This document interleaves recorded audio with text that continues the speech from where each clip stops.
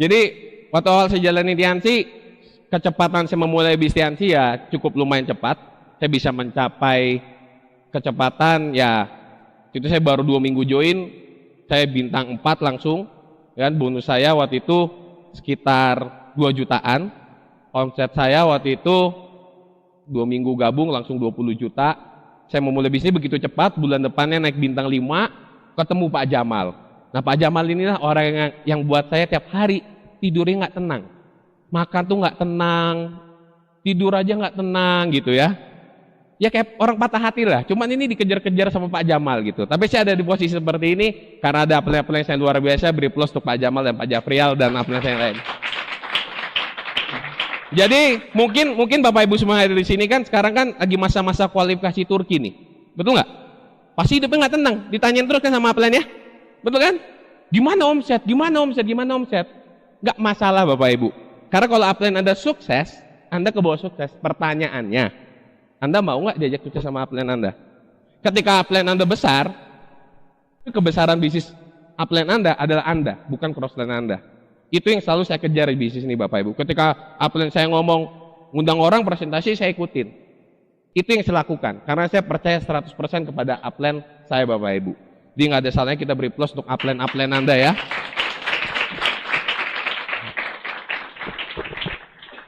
Nah, jadi waktu itu saya memulai bisnis Tiansi, waktu itu kondisinya jalan bisnisnya sih ya lumayan mulus. Jadi nggak ada kendala yang berarti. Saya mengalami kendala yang sangat-sangat berat ketika saya ada di posisi di bintang 8 Bapak Ibu. Jadi bersyukurlah kalau Anda hari ini bintang 5 nih, datang ke OP sendirian, itu biasa. Bintang 8 sendirian gimana? Wah sakit hati Bapak Ibu itu ya. Ngeliatin yang lain ramai-ramai, saya kayak ini kayak prospek gitu kan, datang sendiri gitu kan. Datang sendiri, pulang sendiri gitu kan. Gak ada yang tahu gitu kan, kayak ninja aja. Tiba-tiba ada, tiba-tiba hilang. Malu, bukan gimana gitu, malu. Beneran loh. Saya mengalami kendala-kendala di bintang 8. Saya baru tahu ternyata jalan bisnis Tiansi lebih susah kita dapat cobaannya di akhir, di posisi kita tinggi dibanding di posisi rendah. Jadi bersyukurlah hari ini Anda datang hari ini ke sini, yang baru-baru bintang 4 prospekin orang susah, bersyukur. Di bawah, kalau di atas mati itu. Ya, benar. Ya. Dalam perjalanan dari saya turun naik bisnis saya sampai naik lagi Bapak Ibu, saya mempelajari satu hal, bahwa kata orang yang namanya roda itu selalu berputar ya. Kadang di bawah, kadang di atas. Kadang kehidupan kita seperti roda berputar katanya. Ada kadang di atas, kadang di bawah. Ya, menurut saya nggak berlaku seperti ini. Bagi saya yang namanya kita menuju sukses, jalanannya seperti ini Bapak Ibu. Jalan kalau kira-kira Anda menuju sukses, menuju puncak, pernah ke puncak semua kan? Apa dia nggak pernah ke puncak?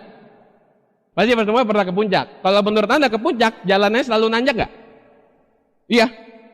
Enggak. Ada berapa jalan? Ada yang bentuknya tanjakan, ada yang bentuknya turunan, ada yang bentuknya datar. Ya, pernah kan ke puncak kan nggak selalu naik terus, pasti ada naik turunnya, belok-beloknya, datarnya dulu, ya nggak? Saya belajar satu hal Bapak Ibu, ternyata untuk sukses, walaupun kondisi kita ada di turunan, tapi kita tetap jalan, sebenarnya kita menuju kemana? Ke puncak. Jadi turun itu biasa. Ya. Nah, sayangnya banyak orang di luaran, apalagi baru-baru ini banyak kompetitor ceritanya. Kita turunan, kan turun nih, kita berpapasan sama orang yang mana? Yang naik, betul nggak? Kita kan turunan, ada orang yang lagi naik. Terus kita lihat, itu lagi naik loh. Itu lagi naik tuh, lagi naik tuh. Itu perusahaan itu bagus, lagi naik itu. Ya udah akhirnya muter balik. Naik, habis itu dia kemana? Ya udah. Habis itu kemana? Pulang Bapak Ibu ke rumah masing-masing, tidur, cuci kaki, ya kan? Jadi banyak orang yang begitu ngelihat, Tiansi katanya turun gitu kan? Ya turun. Ya emang kenapa? Emang selama kita ada di jalur menuju puncak, mau itu turun sekalipun, suatu saat ketemu jalan naik gak?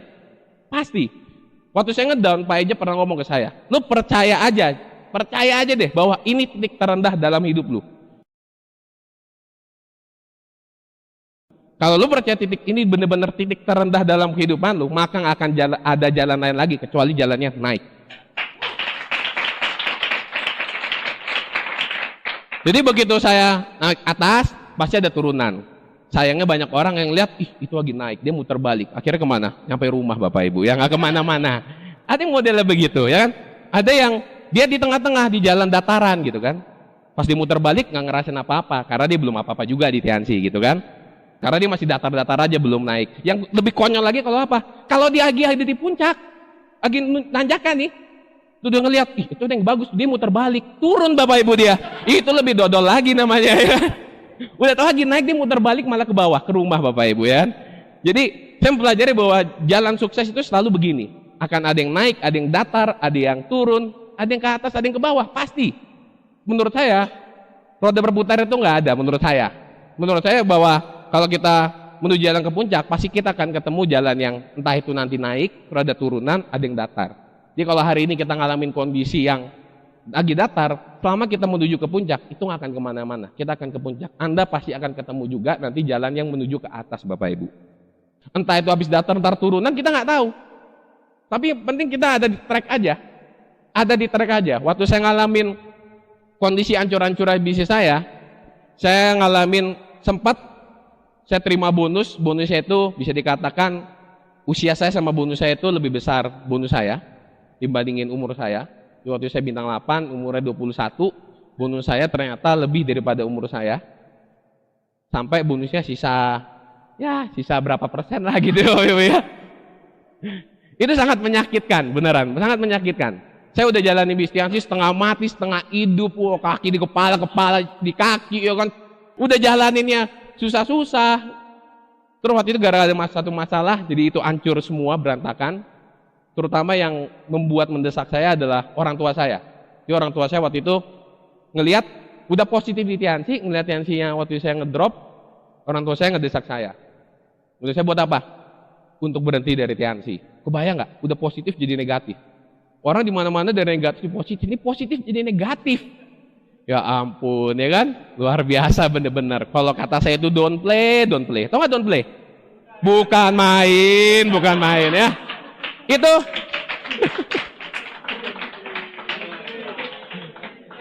Itu bahasanya Pak Jamal yang ngajarin ke saya, don't play. Oh, not play ya. Ya, berhubung Pak Jamal tadi coba sama Pak Jamal deh. Bahasa Inggris lebih jago. TOEFL-nya 600 soalnya. Itu benar-benar sangat-sangat don't play Bapak Ibu ya. Sempat saya ngalamin kehilangan kepercayaan diri. Kalau Anda sekarang pernah nangis jalan Tianxi, saya juga pernah nangis Bapak Ibu jalan Tianxi. Pernah nangis juga. Saya nelfon upline kiri kanan, wah pokoknya berantakan. Jadi saya waktu itu sempat terlilit utang kartu kredit juga, nggak bisa bayar juga, bayar telepon nggak bisa bayar juga. Jadi saya akhirnya pengen sharingin. Saya udah di atas jatuh ke bawah, dan gimana cara saya bisa bangkit lagi. Itu saya sharingkan ke Bapak Ibu semua di sini. Supaya apa? Supaya nanti ketika Anda menemukan jalanan turunan, Anda sudah tahu bahwa Anda sebenarnya ada menuju jalan sukses. Ada, cuman sekarang aja kondisinya berada di jalan turunan. Nggak masalah, pasti akan ketemu jalan tanjakan nanti di atas. Jadi waktu itu saya udah hampir kehilangan kepercayaan diri dan semuanya saya banyak dapat tawaran. Jadi saya sempat dapat tawaran dari perusahaan Amerika untuk kerja di sana. Ya, saya konsultasi juga kapten saya. Perusahaan Amerika ngelihat saya, dia pengen narik saya untuk kerja di sana. Dan gajinya itu lumayan.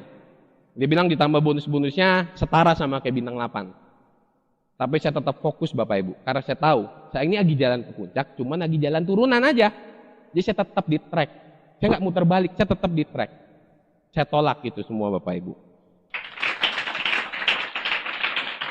Saya sempat dapat tawaran juga dari orang tua. Udahlah, lu gua modalin bisnis deh.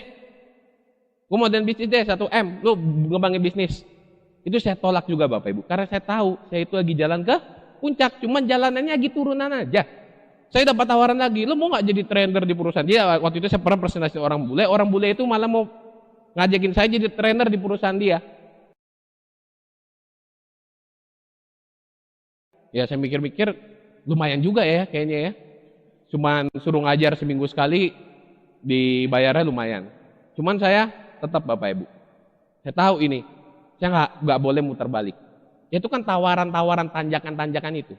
Jadi ketika Anda turun, siap-siap. Banyak akan lihat tanjakan-tanjakan di samping Bapak Ibu. Ya, termasuk tanjakan cinta. Ya kan? Wah. Itu kayaknya ada anak orang kaya tuh. Lagi nganggur tuh, deketin ah. Wah, ya kan? Tahu pas lagi deketin dan nikah bangkrut perusahaan bapaknya. Gitu kan. Jadi ya, akan banyak tawaran-tawaran. Ada yang datar-datar aja, ada yang pasti kita di atas. Tapi ingat Bapak Ibu, jangan pas lagi nanjak, ada putaran balik, Anda putaran balik malah balik ke rumah. Itu namanya blunder Bapak Ibu ya. Udah banyak ya teman-teman kita yang modelnya begitu ya. Saya udah banyak ketemu orang yang lagi ditanjakan terus dia muter balik, ketemu saya, ya udah dari naik mobil di naik motor gitu. Ya saya pelajarin aja gitu. Saya ngalamin kejatuhan ini, saya benar-benar introspeksi diri, saya benar-benar mempelajari semuanya. Ketika saya udah ada titik-titik sampai titik yang paling bawah, saya udah nggak tahan, benar-benar nggak tahan. Ya banyaklah masalah, begitu banyak masalah yang seakan-akan itu kayak di film sinetron. Sebenarnya kalau mau diceritain masalahnya, kayak film tersanjung, di tersanjung 1 sampai 6 nggak akan ada habisnya, gitu kan? Itu ketemu masalah semua, ya kan? Saya cuma bisa merenung dan saya menemukan titik balik Bapak Ibu waktu itu ya. Siapa di sini yang kira-kira sering ngalamin Don? Ada nggak? Ngaku aja nggak apa-apa. Wajar. BB sering ngedrop nggak?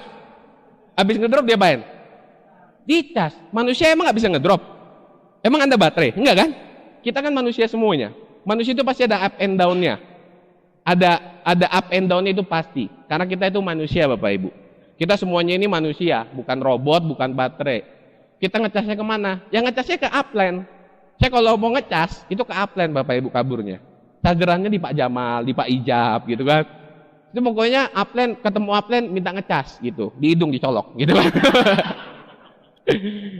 Jari Pak Jamal sama Pak Ijab itu sering masuk ke hidung saya gitu. Janda ya, enggak ya. Jadi jangan ditiru loh ini. Ini ada telan mentah-mentah datang ke upline. Gua ngedon colokin dong hidung gua gitu. Itu wajar, saya juga ngalamin ngedown Bapak Ibu. Cuman bener-bener ngedown yang waktu itu yang bener-bener saya nggak bisa tolerir lagi waktu itu, saya sampai meneteskan air mata. Bener-bener itu, aduh bener-bener luar biasa banget lah. Kadang-kadang kalau diceritain juga menyakitkan gitu, bisa nangis juga, saya yang cerita juga bisa nangis. Saya bilang gila, gua kayaknya jalanin hidup sekeras apapun hidup nggak pernah nangis nih, kayak gini nangis, bisa nangis kayak gini gitu kan. Sebelumnya saya nggak menghargai uang, Bapak Ibu. Ya, ini sedikit cerita. Waktu saya di atas, saya banyak mengamburkan uang. Kerjanya ngapain? Terima bonus. Saya masuk ke Zara, beli baju, beli jas. Saya beli 13 jas, kebayang nggak? Udah kayak orang kesetanan. Saya terima bonus pertama kali, seminggu sisa 7 juta. Saya bilang ini 23 juta kemana ini kan? Ya, sisanya udah nggak tahu kemana gitu. Saya terima bonus tuh habis, amburkan duit buat kemana-mana. Pas saya di bawah, gila, nema 1000 itu berasa banget. Beneran, berasa bener. Saya pernah ngalamin di ATM cuma punya duit 100.000 Bapak Ibu. Ini bukan buat keren-kerenan, enggak, ini beneran. Ini saya ngalamin. Mau keluar rumah itu mau prospekin orang, itu bintang berapa? Bintang 8. Berarti bonusnya udah gede. Aduh, dalam hati amin gitu kan. Nggak ngomong iya apa enggak gitu ngomongnya. Amin dalam hati. Iya, terus doang gitu. Amin gitu kan gitu. Jadi saya ngalamin hal-hal susah. Mau prospekin orang, kehilangan kepercayaan diri.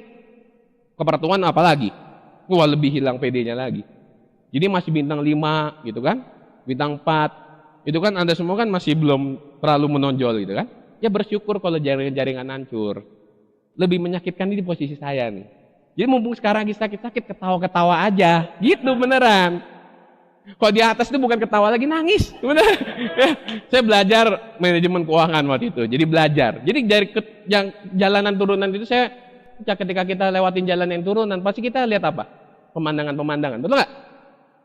Jadi pemandangan-pemandangan kayak gitulah dinikmatin, dihirup udaranya, dinikmatin. Wah indah ya, aduh 100.000 gitu kan, gitu dinikmatin.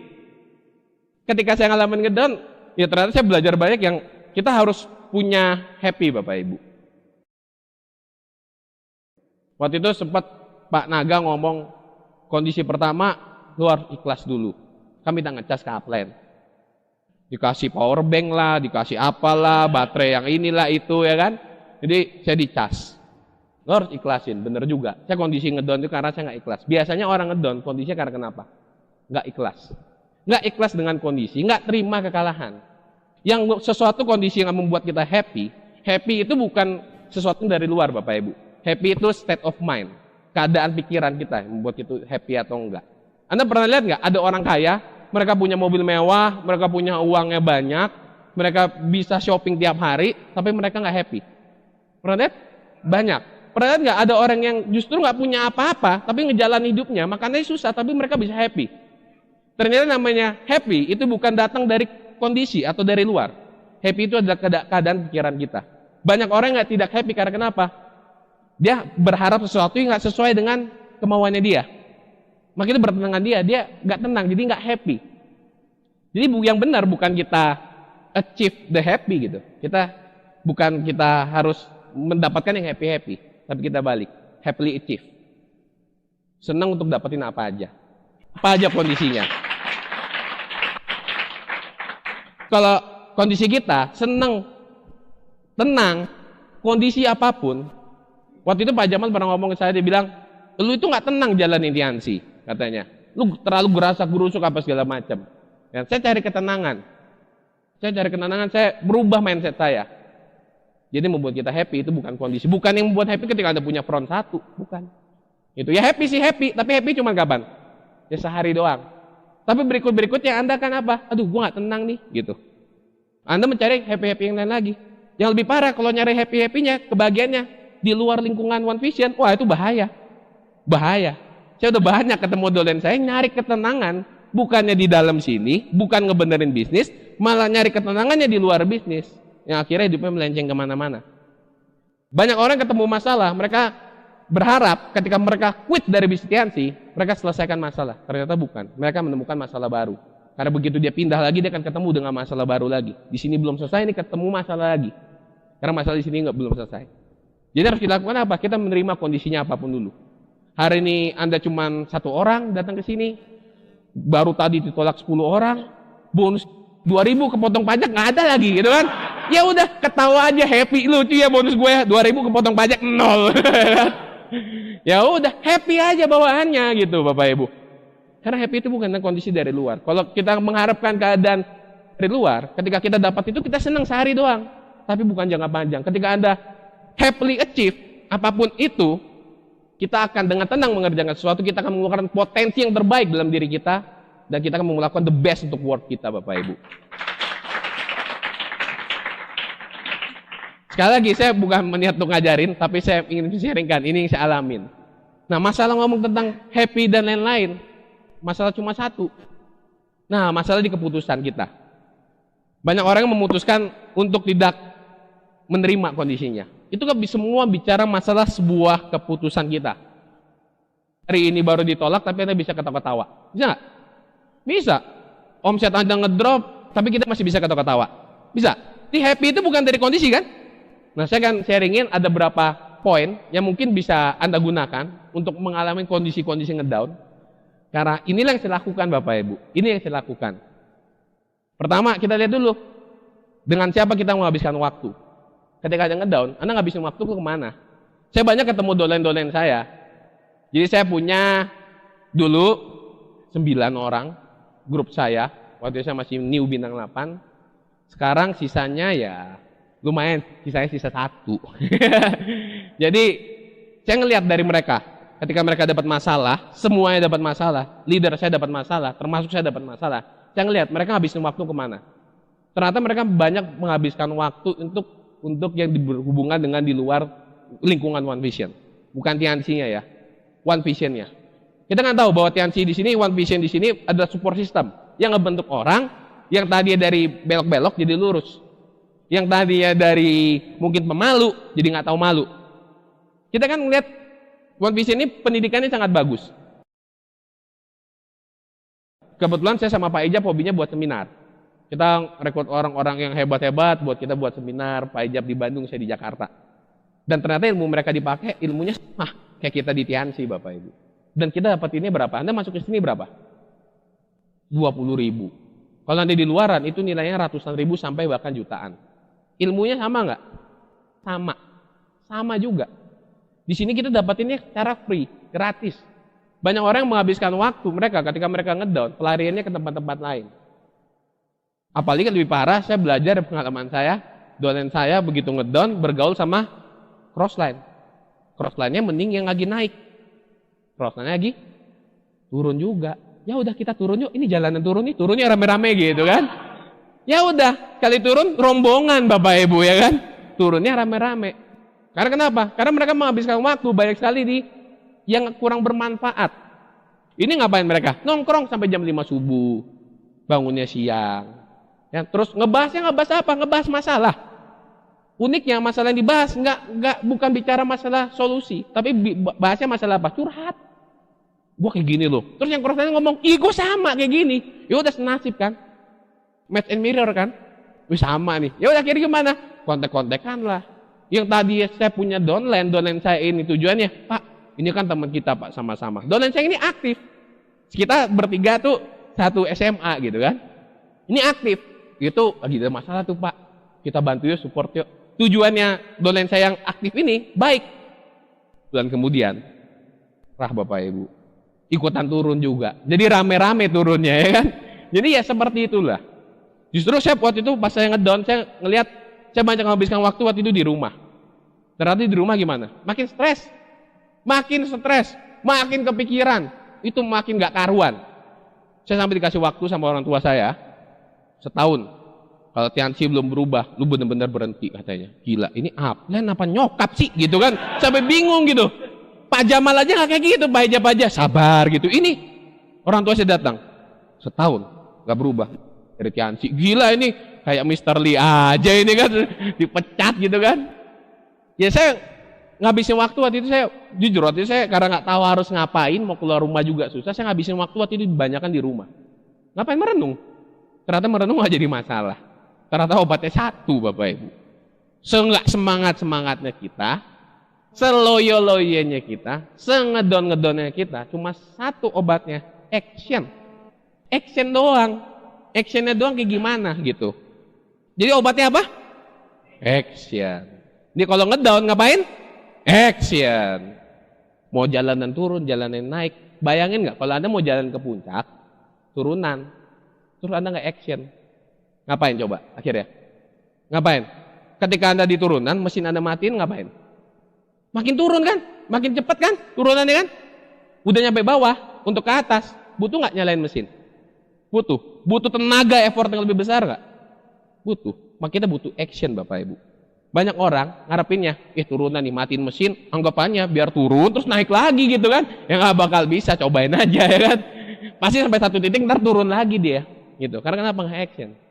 Jadi kita perlu action. Obatnya action saja Bapak Ibu. Saya ngalamin, ya udah ternyata saya putusin harus action.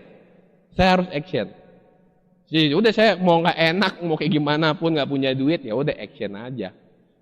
Kadang-kadang ketemu orang gitu kan. Kalau di Jakarta kan kayak di sini. Kalau di Jakarta ketemu orang kan lebih banyak kan di kafe gitu kan, di restoran gitu kan.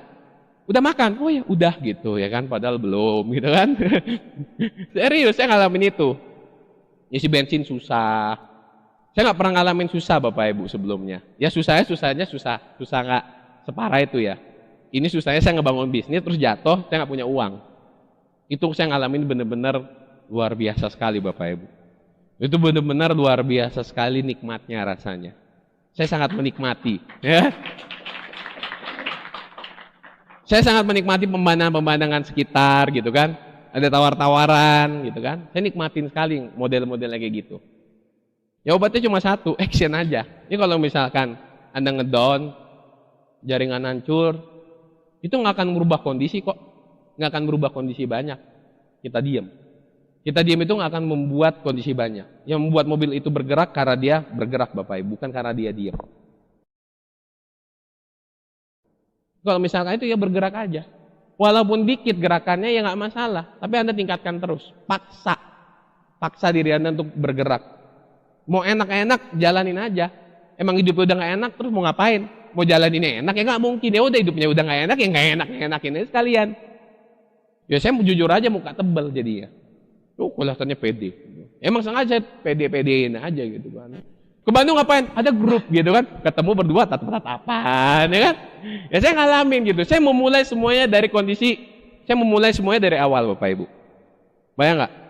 Bintang 8 kerja sama bintang 4. Kalau ketemu prospek ada di Bekasi. Saya ngalamin hal itu. Saya masuk ke gang-gangnya lagi. Saya naik motor kemana-mana. Barang downline. dari yang sudah di atas, mestinya udah kerjaan leader saya, ini saya take over semua. Bahkan leader saya meninggalkan Bistiansi, menyisakan berapa kaki yang harus saya pegang. Karena saya bicara tanggung jawab. Kita sebagai seorang leader cuma satu. Orang join ke kita karena orang lihat komitmen kita. Karena orang lihat integritas kita. Pertanyaannya, kalau gara-gara masalah aja kita kabur, integritas kita sebagai leader kayak gimana? Itu yang saya pertanyakan. Banyak tawaran-tawaran lain. Saya banyak dapat tawaran bis MLM lain, jujur aja waktu itu. Ini dapat kaki yang gini. Saya cuma bilang, saya bicara masalah integritas sama jaringan saya. Saya ngajakin mereka komitmen buat jalan Tianxi, buat komitmen dengan impian mereka. Jadi saya nggak mau ninggalin dolen saya gara-gara hanya tawaran cuma kayak gitu doang. Jadi saya memulai semuanya lagi Bapak Ibu. Karena saya nggak mau gitu. Karena saya ngajakin mereka kan, Anda ngajakin orang join, ngajakin janjinya apa? Ngajakin sukses. Tiba-tiba kita dapat masalah, terus kita keluar dari Tianxi. Itu kan siapa yang gila gitu kan? Integritas kita kayak gimana? Ya udah saya bodoh amat. Saya pakai prinsipnya orang cacat aja. Jangan lihat berapa yang hilang, tapi lihat yang lemah, kuatkan lemah menjadi yang terkuat. Itu yang saya lakukan. Jadi saya memulai Bistiansi lagi mulai dari awal. Dari seorang bintang 8, saya memulai Bistiansi dari kondisi bisnis bintang 4 ke bintang 5, bintang 6, bintang 7, sampai bintang 8 lagi Bapak Ibu. Dan ini prosesnya sangat-sangat panjang. Butuh komitmen yang kuat.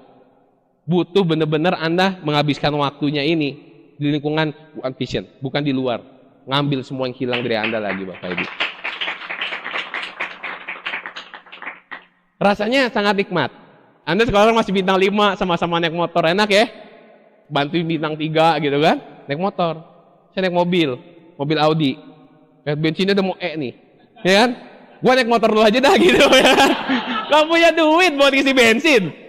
Gimana mau ngisi bensin? Audi itu sekali ngisi bensinnya bintang 2. Diajakin makan.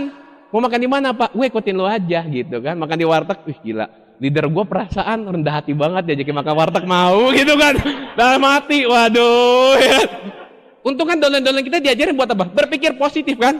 Ya ada untungnya juga ternyata berpikir positif yang ngajarin dolen.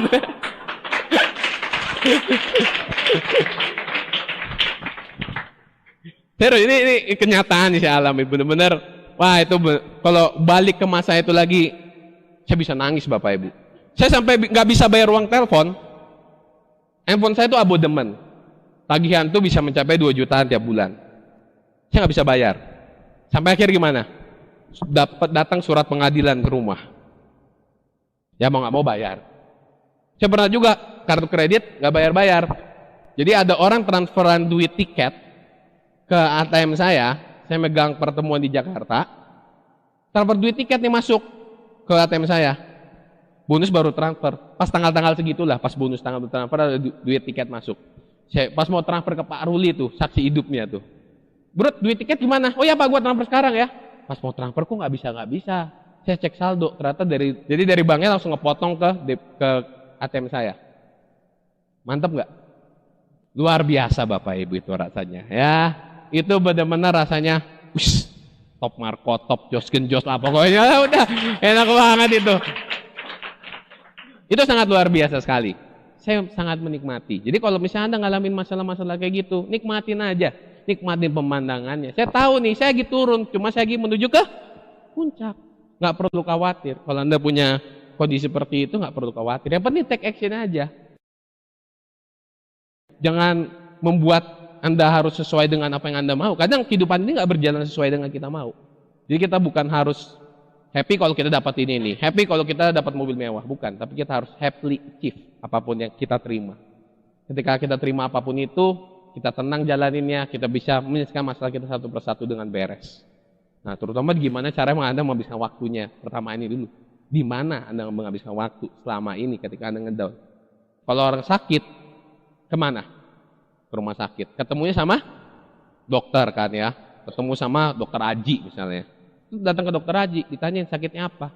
Nggak tahu gitu kan. Gimana dokter bisa mau ngebantu? Kalau kita sendiri nggak curhat ke dokter. Terus dokter Aji nanya nih, kamu sakitnya apa? Nggak tahu. Terus dokter Aji balas. Terus gue harus ngomong, wow gitu. Besok kalau misalkan ketemu prospek, bawa happy aja, ditolak. Gak mau gitu. Terus gue harus ngomong salko 3 kali ngomong wow wow wow gitu. Habis itu apa yang kita lakukan lagi? Nah, buku apa yang kita baca? Nah, ini sangat pengaruh. Saya banyak baca buku. Ketika saya ada di bawah, ketika saya menemukan mentok ketemu masalah, pertama saya ketemu upline, kedua kalau saya nggak tahu, saya datang ke toko buku. Saya cari yang berhubungan dengan saya.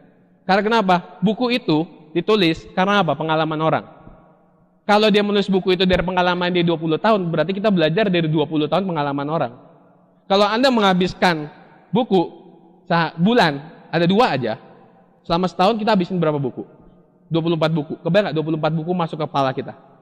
Ngaruh nggak secara kepribadian kita berubah? Dari mental, banget. Gitu. Banyak orang yang malas baca buku, yang apa terutama yang sanguin. Kalau sanguin buku buka mata tutup, buku tutup mata buka, gitu kan? Model orang sanguin kan gitu. Dari baca buku saya banyak belajar. Termasuk dari hubungan pribadi, hubungan apa, semuanya saya pelajarin, cari jawabannya ada di buku. Saya ingat sekali kata-kata Pak Ajab. Dia bilang, kalau kita mau jadi orang pintar di Indonesia, itu gampang. Banyak aja baca buku. Kalau kita banyak baca buku, banyak dapat informasi. Kita kayak orang pintar. Karena kenapa? Orang Indonesia itu untuk baca bukunya, kesadaran baca bukunya sangat kurang dengan orang-orang bule. Kalau Anda keluar negeri, lihat ini orang-orang bule ngapain? Mereka baca buku di kafe gitu kan. Orang Indonesia ngapain? Gitu bengong, meratapi nasib. Dia bengong gitu kan. Dipanggil-panggil, ada pesawat yang manggil juga nggak goyang gitu kan. Sampai akhirnya nyadar ketinggalan pesawat, lari-lari gitu kan. Ya, atau nggak ngapain? BBM, ya kan? Ada status foto, krek, ya kan? Gitu kan? Atau sendirian nih, gitu kan? Ya, kan modelnya begitulah ya. Ya itu kan itu budayanya kita ya. Ini lagi-lagi ini kan saya juga orang Indonesia Bapak Ibu ya. Ya tapi kita harus benahin itu semua lah ya. Dari mana? Dari kita dulu. Dari lingkungan positif di sini. Kita benahin dulu. Dari banyak baca buku. Saya kalau mau keluar negeri, keluar kota, pasti saya bawa buku. Bawa sesuatu yang saya baca. Daripada saya di jalan bengong-bengong diam gitu kan. Tapi kita bisa memanfaatkan tuh baca buku. Saya pernah loh, saking saya antusiasnya membaca buku, saya nyetir sambil baca buku. Beneran, macet-macet jalan saya buka buku baca, habis itu saya tutup lagi. Saking antusiasnya, saya saking penasarannya di buku isinya apa sih gitu. Kita harus punya rasa penasaran sama buku juga. Ngomong-ngomong, tadi Anda lihat, saya bentuk tubuhnya gimana? Saya bentuk tubuhnya kayak Adera ya. Bentuknya di sini gede, sini gede, sini gede gitu kan. Saya bisa kurus. Saya pelajarin itu semua. Kalau Pak Rizky pakai trainer. Kalau saya dulu saya pengen banget hidup sehat seperti Pak Rizky gitu kan, yang ngaca. Wah gitu kan, gitu-gitu kayaknya kan. Kebetulan kan lagi bintang 8 kere ceritanya, ya kan? Nggak punya duit, jadi ngapain? Ke toko buku. Ngapain? Cari buku. Saya pelajarin bukunya, saya ikuti bukunya, hasilnya kurus, ditambahin produk Tiansi. Pinggang saya dari 34 jadi 30. Gara-gara apa? Informasi dari buku Bapak Ibu yang bisa membuat saya seperti ini. Jadi itulah benar-benar kegunaannya buku. Makanya begitu saya ngedown, begitu saya turun, itu kayak kehidupan menampar saya jadi sadar semuanya. Gitu. Jadi sadar semuanya, ini banyak banget yang bisa saya pelajari. Saya belajar tentang keuangan, saya belajar tentang pentingnya buku, saya belajar tentang pentingnya lingkungan. Kalau dilihat di rumah saya itu ratusan buku ada kayaknya. Ya tapi ada juga yang buku saya setengah baca gitu kan. Ada juga, nama sanguin kan gitu ya.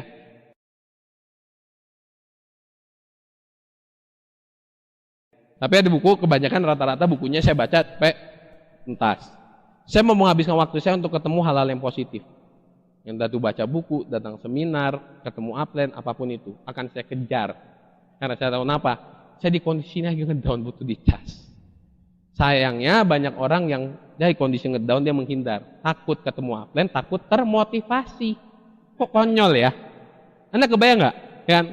Pak Ajab kalau buat seminar mahal-mahal, orang bayar mahal buat termotivasi, ketemu upline gratis, kagak mau termotivasi, ya kan? Kan lucu gitu.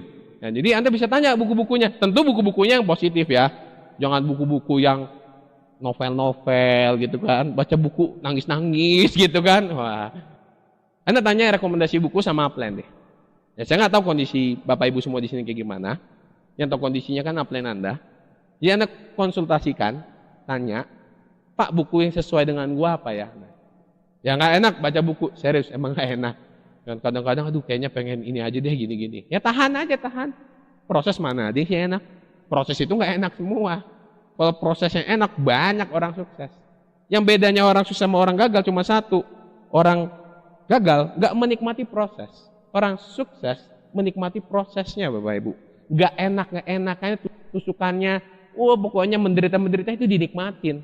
Maka kita lihat kayak orang-orang yang ngedown, terus dia tetap semangat. Kita lihat kayak apa? Kayak orang gila. Gila banget ya kayaknya. Gitu kan, kita lihat, sehingga kita lihat orang-orang yang semangat apa segala macam, walaupun dia belum jadi siapa-siapa, kita ngeliatnya kayak orang gila. Tapi emang orang gila sama orang sukses ya beda-beda tipis. Bedanya orang gila nggak merealisasikan, orang sukses merealisasikan. Jadi kalau misalkan kita semangat-semangat, terus kita nggak merealisasikan, berarti kita orang, ya Anda yang ngomong bukan saya gitu ya. Jadi dari buku-buku. Selain buku apa lagi? Nah, apa yang kita pikirkan setiap hari gitu. Ini pengaruhin banget. Apa yang kita pikirkan setiap harinya. Anda mikirnya kemana, ya kan? Ke arah 90% otak Anda itu mikirkan untuk hal-hal yang negatif atau yang positif. Kita pikirannya di mana? Apa Anda mikirnya bahwa, wah kayaknya saya nggak mungkin sukses, apa gimana? Atau Anda mikirnya ke visi. Fokus dengan visi kita, Bapak Ibu. Ya, semuanya diciptakan itu 2 kali. Sebelum pesawat diciptakan di pikiran dulu. Maka tercipta pesawat. Sebelum gedung ini dibuat dulu nggak blueprintnya? Pak Naga sebelum bangun rumah, tanyain aja, Pak dibuat dulu nggak Pak? Apa tahu-tahu, ting langsung kebuat gitu. Nggak kan? Pasti dipikirin, dibuat dulu kan gambarannya, baru ada. Karena semua dibuat dulu. Anda apapun itu, untuk mencapai seperti Anda inginkan, itu semua dipikirin dulu. Kondisi hari ini saya pikirkan dulu. Jadi kalau kita banyak menghabiskan waktu dengan apa yang kita pikirkan yang aneh-aneh, terutama yang nggak penting, itu akan membuat kita kemana-mana. Dan yang paling penting lagi apa yang keempat? Kata-kata apa yang kita gunakan sehari-hari. Nah, kata-kata apa yang sering kita gunakan? Ini sangat mengaruhi sekali loh Bapak Ibu. Setiap hari kita menggunakan kata-kata yang gimana? Afirmasi yang positif apa yang negatif? Sekarang kalau ada bilang saya, wih, lo udah kaya dari jalan MLM. Meskipun kayaknya belum seperti yang saya pinginin, tapi saya ngomong apa? Amin, gitu kan? Ya, diaminin jadi orang kaya kok nggak mau. Jadi kata-kata yang kita gunakan itu sangat mempengaruhi sekali. Termasuk kata-kata kita ke upland, ke downland, itu sangat mempengaruhi juga. Misalkan downland kita baru presentasi sekali nih. Presentasinya pasti pertama kali gimana? Hancur, berantakan, betul nggak? Terus kita gimana sebagai upland? Kalau misalnya kita ngomong kan, wah luar biasa Pak, presentasinya bagus walaupun hancur nggak masalah kan? Apa kita ngomong, wah gila lu jelek banget presentasi lu itu bisa ngedown loh. Karena kenapa? Ini ada penelitian di Jepang, Dr. Masaru Emoto, ya, dia meneliti, dia menggunakan waktu 7 tahun. Dan Anda bisa baca di bukunya Hidden Message in Water. Ini tentang penelitian. Dia menghabiskan waktu 7 tahun buat meneliti tentang air.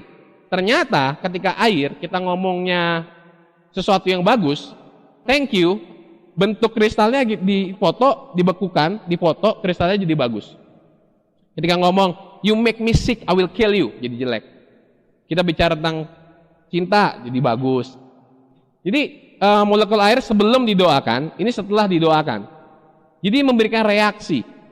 Jadi air itu ternyata dengan ucapan kata-kata kita bisa memberikan reaksi terhadap perucapan kata kita positif ataupun negatif. Itu bisa bereaksi Bapak Ibu.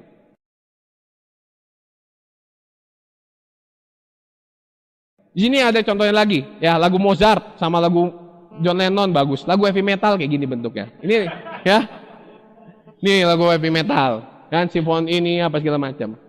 Uniknya lagi, ketika Anda tulis di air, Mother Teresa dibekukan, difoto, kristalnya bagus. Adolf Hitler jadi jelek.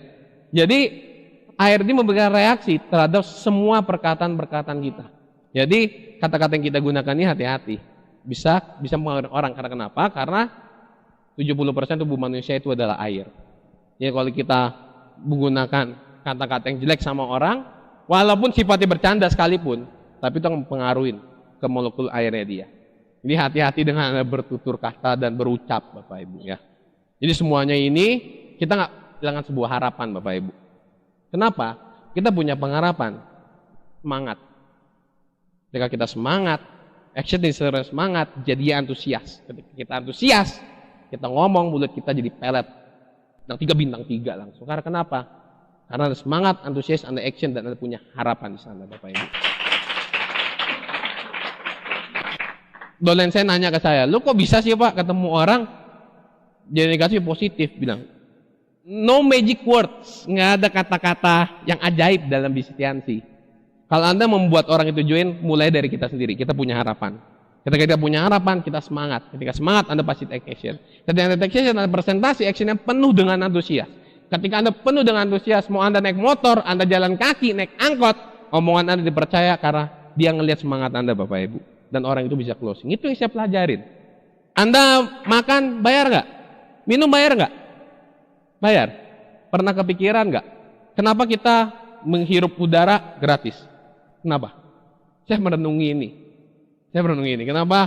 Karena Tuhan memberikan sesuatu yang penting itu secara gratis. Punya harapan, penting nggak? Berharap bayar apa gratis? Ya udah, berharap yang banyak-banyak aja. Berharap itu toh gratis. Nggak ada salahnya. Lu masih berharap aja sama Tiansi, dia nggak ngerti apa yang saya harapin dari Tiansi. Jadi saya terima aja dibilang gila. Ya nggak masalah. Nggak masalah dibilang gila. Pas udah mulai naik, saya jadi rutin sekarang tiap minggu ajakin, ma traktir makan gini-gini. Saya bilang, ntar ke Turki saya dapat 2 nih. Dapat 2 nih gratis. Siapin paspor tema ya. Males ke Turki gini-gini kan. Jadi doain aja lagi berjuang juga untuk mengejar ke Turki ini ya. Ya itu semua karena apa? Karena harapan. Terus dia mulai nanya, yang tadi negatif suruh saya berhenti Tiansi, mulai emang bonus lu berapa sih sekarang? Wih, rahasia gitu. Ya pasti kemarin dia kan ngeliat, tuh kan mau bilang Tiansi ini gini-gini. Wah pas kemarin lihat di TMIS, netlist keluar, langsung saya tunjukin ke orang tua saya. Ini mah bonus dari Tiansi. Terus dia cuma senyum-senyum doang. Terus saya bilang, waktu itu makanya mama nggak tahu sih apa yang aku kerjain. Aku ngerjain ini bisa kayak gini. Namanya orang ngebangun kan nggak instan. Saya ngerjain kayak gitu untuk bisa balikin kondisi kayak saya titik di awal waktu bintang 8 sebelum masalah itu. Ya saya banyak orang nggak ngeliatin saya, Bapak Ibu, nggak ngeliatin saya apa yang saya lakukan. Nggak penting karena mereka nggak tahu apa harapan saya, apa yang saya lakukan, nggak masalah. Bedanya Bapak Ibu semua di sini yang hadir di sini adalah Anda melihat saya saat ini. Tapi saya sudah melihat diri saya ketika saya ngedown. Itu bedanya. Gitu. Jadi punya harapan itu gratis. Mimpi itu gratis. Karena sifatnya penting, makanya gratis. Ya, kalau mimpi itu bayar, saya yakin nggak ada pesawat, nggak akan ada lampu, nggak akan ada gedung-gedung tinggi, nggak akan ada mobil. Kalau mimpi itu bayar, semua diciptakan semua dari mimpi. Mimpi itu gratis. Jadi semuanya gratis. Dia bermimpilah sebanyak-banyaknya, segila-gilanya, punya harapannya segila-gilanya, gratis itu semua. Tinggal kita actionnya aja. Yang membuat action kita semakin powerful adalah ketika kita punya harapan yang tinggi, Bapak Ibu. Jadi jangan pernah berhenti berharap. Jadi Anda punya harapan yang besar, Anda akan take action, Anda akan berjuang, antusias, siap-siap pulang dari sini semuanya mulutnya kayak pelet semuanya, ya kan? Ketemu orang join gitu ya. Nah, saya pengen sharing ini Bapak Ibu ya. Nah ini ngomset, wah, EBB, ya, pengen tahu nggak?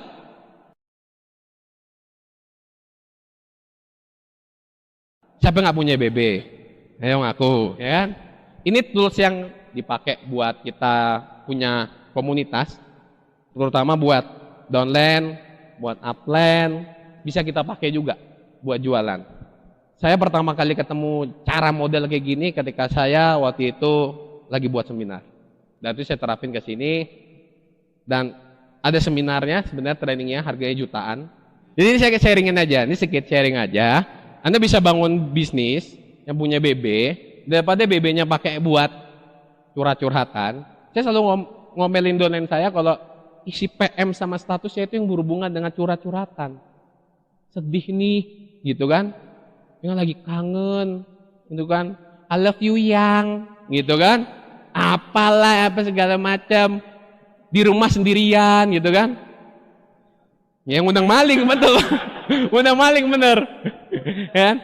Anda bisa manfaatkan ini Bapak Ibu ya untuk buat omset. Gimana caranya? Simple, ada 5 golden rules, 5 golden rules. Yang pertama, ganti display picture Anda dan display name Anda dengan kesaksian. Contoh nih, ini foto saya, kata-katanya jual pelangsing badan Johan, nomor telepon. Perlu Anda cantumin nomor telepon karena kenapa? Karena kalau Anda nggak cantumin nomor telepon, yang namanya BB sering pending. Kalau orang pas lagi mau nanya-nanya segala macam nggak bisa ngontakin Anda, Ya dia bisa SMS. Kayak tadi saya nggak tahu nomornya Pak Anggi, tapi karena saya punya BB Pak Anggi pasang nomor teleponnya, saya bisa nelpon. Untung Pak Anggi pasang nomor teleponnya. Dan ini PM-nya, personal message-nya diganti. Kurus 15 kilo dalam 3 bulan, grab it fresh, grab it fast, ping me for info. Keren kan? Fotonya saya. Gitu. Yang lebih keren lagi karena fotonya saya Bapak Ibu ya. Gitu ya. Ya jadi Anda bisa, kan yang sini kesaksiannya banyak. Jadi Anda bisa buat sendiri lah. Ini saya buat sendiri. Foto saya before and after, ternyata gayanya pas sama juga gitu kan. Jasnya juga sama. Beda dasi doang. Ini bisa ganti-ganti dengan produk Yansi lah. Pakai foto-foto produk Yansi kah, apa-apa. Anda bisa tulis di sini dengan promo apa segala macam. Terus gitu yang perlu Anda perhatikan ada, nah display name-nya jangan yang modelnya begini. Ini coba bacanya apa? Kalau orang pasang display name-nya begini, mau nyarinya susah. Nama lu siapa sih? Gitu kan? Yanti. Ya gimana? Oh Y-nya yang begini Pak. Oh begitu. Ada botol minumnya di depan. Aduh. Nyarinya bener-bener. Bagus kalau kontaknya cuma 2 mah. Gua sama dia mah gampang nyarinya. Ya nggak? Ini kontaknya ada ratusan, nyariin satu-satu. Butek kepala ya kan? Ganti-ganti yang depannya pakai angka-angka nggak jelas. Itu namanya BlackBerry egois. BB egois ini modelnya namanya. Jadi kalau misalkan Anda ketemu model kayak gini, view contact profile, Anda ganti aja namanya. Dan tulisan dalam tulisan BBM, itu jangan dipakai tulisan yang angka A-nya hias-hiasan, bacanya setengah mati juga. Saya pernah ketemu satu orang, tulisannya begitu Bapak Ibu ya. Lagi chatting itu nanyain produk Yansi, ya kan? Guanya 9. Pakai W, pakai 3. Gue bilang, apaan ini ya? Ternyata gua gitu. Itu susah dibaca. Jadi, ya normal-normal aja lah. Yang menggunakannya normal-normalnya aja lah ya. Ya bahasanya normal. Yang jangan bahasa yang ala-alay banget. Display name-nya kayak gini. Ini BB egois. Kita kan mau dapetin omset. Ya, dapetin omset ya itu kan bukan BB egois dong. Itu kan buat bersama. Jadi orang tuh ngeliatnya yang jelas, yang ini, yang biar oke. Nah, yang ketiga, buat kontak kategori. Nah, ini ada alumni SMA PL, ada konteks, ada family. Ini follow up. Jadi kategorinya. Prospek-prospek atau konsumen yang perlu di follow up, Anda pindahin ke kategori follow up. Yang nolak, delete. Ya. Kalau nolak, delete aja udah. Itu nggak masalah. Kalau dia bilang nggak mau apa segala macam. Tapi perlu Anda ketahui adalah ketika Anda perlu tahu follow up itu mana. Jadi biar kita nggak lupa. Karena kita kan lupa nih. Ya pindahin aja ke kategori follow up. Kalau perlu namanya Anda ganti FU gitu kan. Misalkan FU tanggal sekian. Jadi biar kitanya ingat gitu. Oh ini perlu follow up lagi tanggal segini gitu. Atau misalkan ini prospek. Misalnya Anda buat kategori prospek. Misalnya ada prospecting minta PIN BB, masukin kategori PIN BB. Supaya apa? Biar memudahkan kita.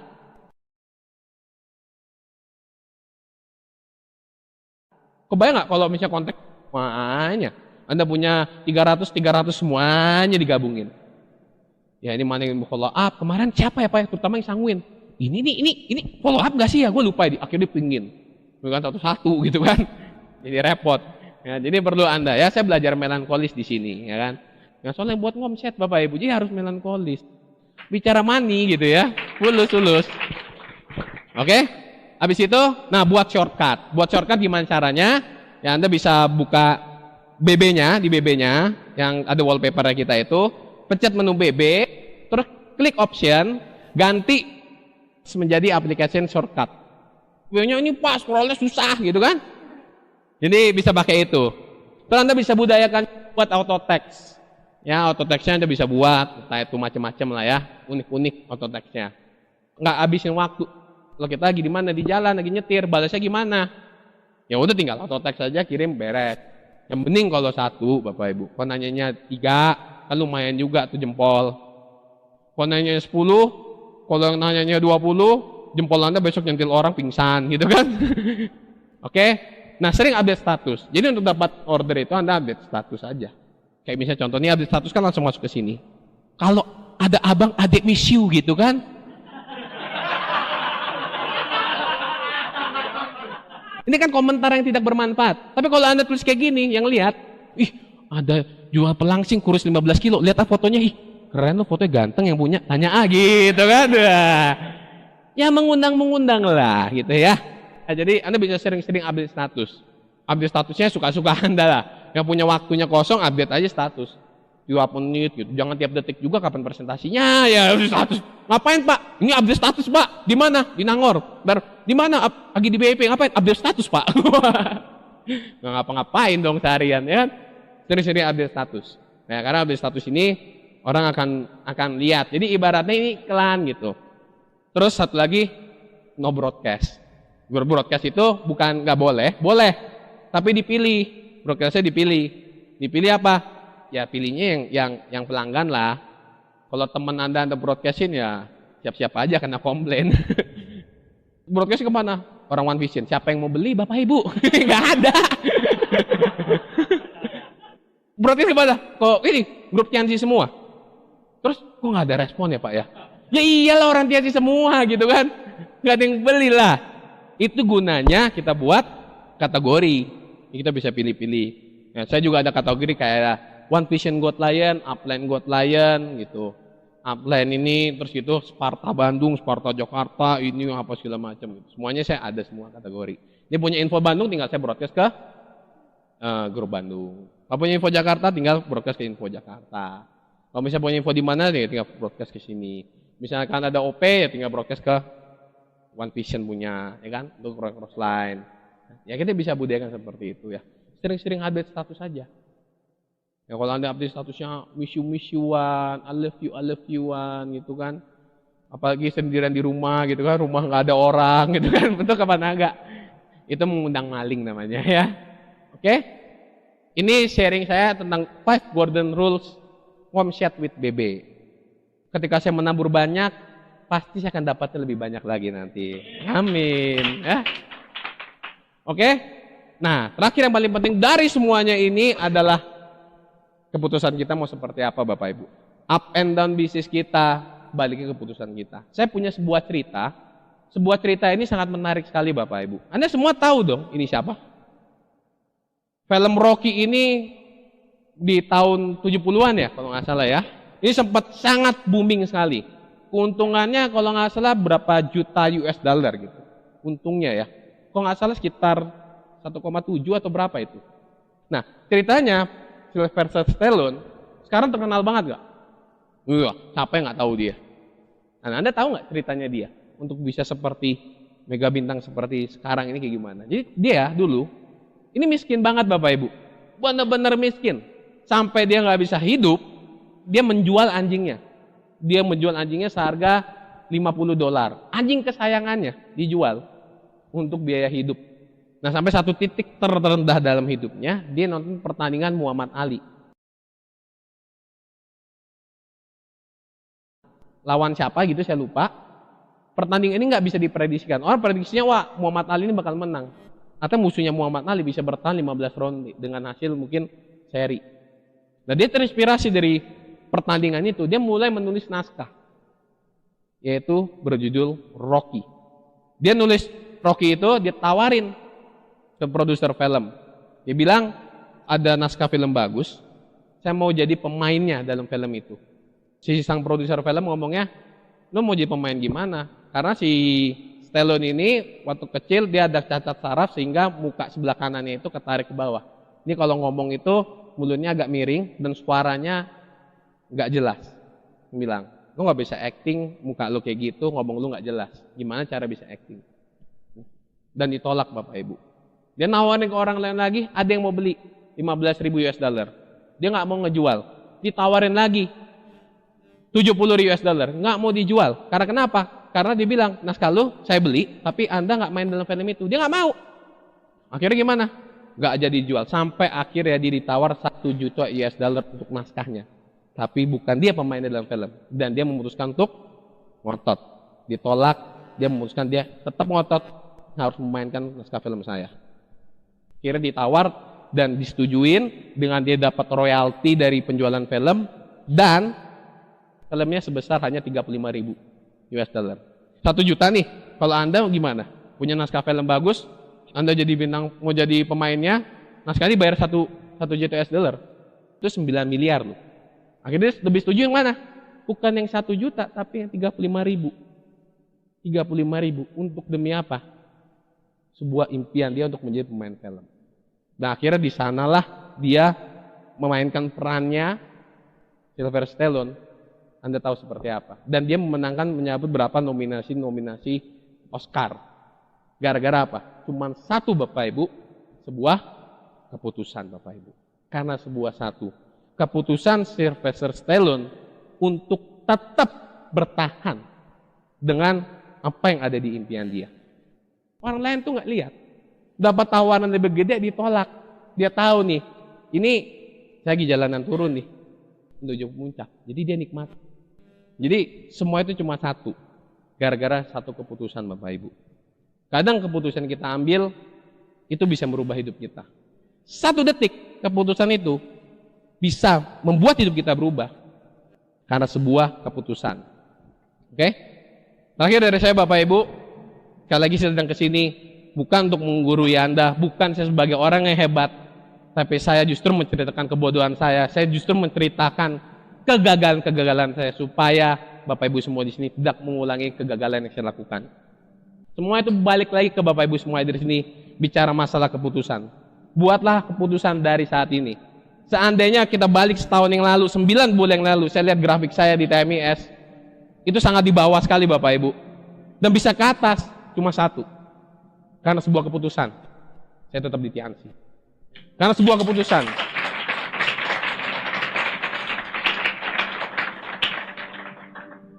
Kita tidak mengambil keputusan, sama saja Anda sudah membuat sebuah keputusan.